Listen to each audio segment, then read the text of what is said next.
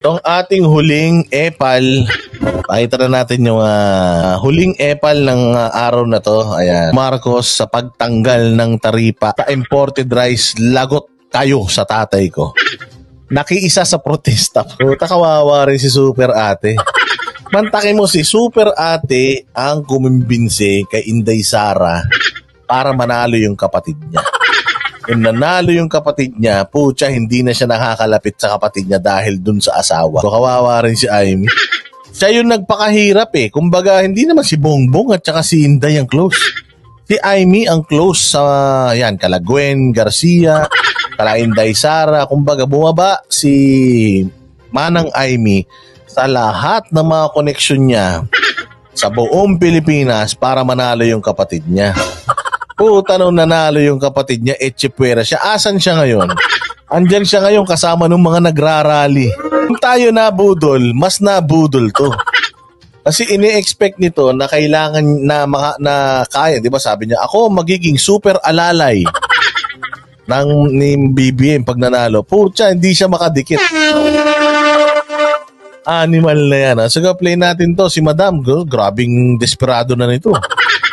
Sobrang pagka-desperado na nito, naging aktivista na siya. Lahat ng barkada ko nandito eh. Lahat ng kaibigan natin na mambubukid, mangingisda, lahat ng galing sa Northern Luzon hanggang sa Central Luzon, pati barkadang galing Southern Luzon nandito po. At wala, nakikisuporta lang ako. May dala akong tubig, nagdala na rin ako ng tinapay, palibasa wala ng bigas. Ayan, para lang makatulong sa kanila. Total, hindi papayag si Bongbong dito. Sigurado ako dyan dahil lagot tayo sa tatay ko. Talaga naman, sigurado ako dyan. Para sa aking ama, ang bigas... Wala tayo na yung tatay mo. Wala na yung kakampi mo. Nakalibing na. O tsaka ano pang tawag mo sa espiritu ng tatay mo, hindi nun sasaliban si Bongbong. Dahil baka pag sumanib yung tatay mo kay Bongbong, pucha, maging tanga yung espiritu ng tatay mo. Ay talagang hindi lamang pagkain. Para sa kanya, pagkatao. Unang-una, pagkatao pagkat walang dignidad ang kumakalaman dyan. Ikalawa, pagmamahal. Dahil ang pagiging Kristiyano ay manggagaling sa pagmamahal sa kapwa na pinapakain at hindi ginugutom. Ikatlo, ang bigas ay kalayaan. Kalayaan dahil walang demokrasya ng gutom. Kaya sa aking ama, halos sinasabi niya na wag na daw makinig sa mambo-jambo ng mga ekonomista pagkat ang totoo, iba ang bigas. Ito, tanong. Pag ba nagkaroon ng people power bukas para ipapatanggal yung kapatid mo, sasama ka?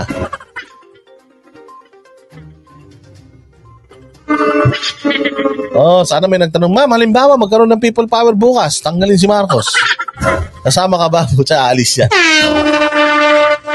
Mga boss, budol to ha. Blood is thicker than water. Lagi niyong tatandaan yan. Sour graping to. Bakit? Hindi makalapit to si ate. Balita ko. Si ate daw, pucha yan. Wala na. Si Manang, si ading niya, hindi na siya kilala. May kapangyarihang wagas. Ma'am, nakakalibutan po si PBBM. I-remind you. Wala. Sigurado ko hindi ang papayag. Ang nakakatakot lamang, alam natin, ang katapusan ng Kongreso, bukas.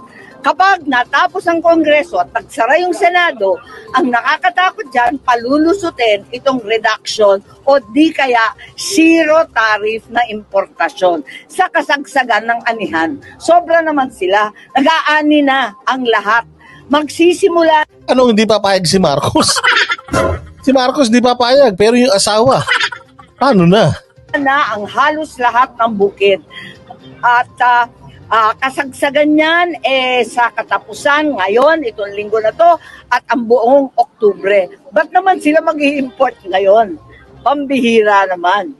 Ma'am, anong tingin niyo ang RAS kasi matagal? Didimanda mo yung kapatid mo. O kaya sabihin mo na hindi effective yung kapatid mo na DA. Kailangan lumabas sa bibig mo yun. Bongbong Marcos as your ate, if you really love the country, well, I'm your sister and I know better.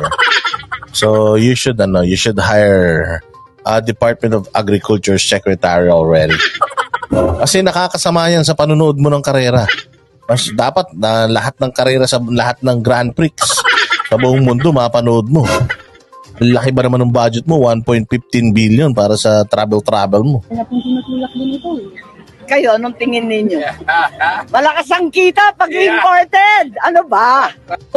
So, sino kikita pag imported? Hindi yung kapatid mo. Sa presidente eh. Siya yung DL secretary eh. Malakas ang kita. Pucha, punta ka na Malacanang. Awagan mo yung kapatid mo.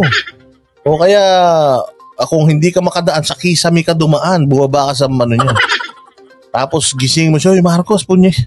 Uy, utol. Ano to? Puro ka nakalokohan. Napaparali na ako dahil sa'yo. Sige, salamat. Basta ako nagdala lang ng support dito dahil alam ko at panatag ang aking kalooban, kumpiyansa ako na hindi papayag si Presidente. At hindi nga si Presidente, ang Presidente. Hindi yung kapatid mo Presidente, ma'am. Ang Presidente, di umano yung Mrs., yung assistant to the assistant, to the assistant, may isa pang assistant to the assistant. Tapos meron pang ewan. Sa lahat na nagsasabi na magpasok ng imported sa panahon to, lagot kayo, mumultuhin kayo ni Apo Lakay. Wala, puro puro pakul. Ay nako, wala talaga, walang pag-asa.